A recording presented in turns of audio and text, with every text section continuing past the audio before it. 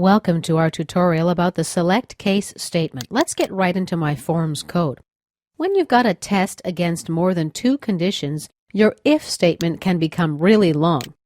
A good substitute for this potential awkwardness is the select case statement. Let's review the logic of our if statement.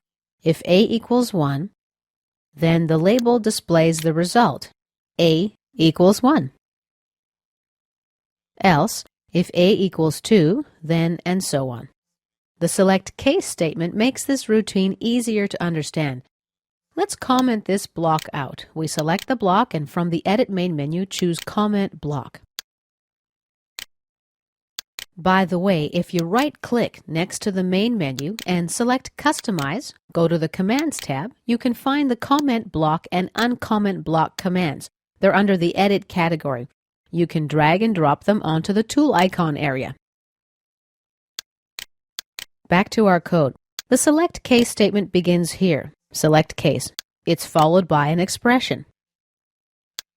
Next, we have a case statement to compare a value against an expression. At the end of the statement is the syntax end select.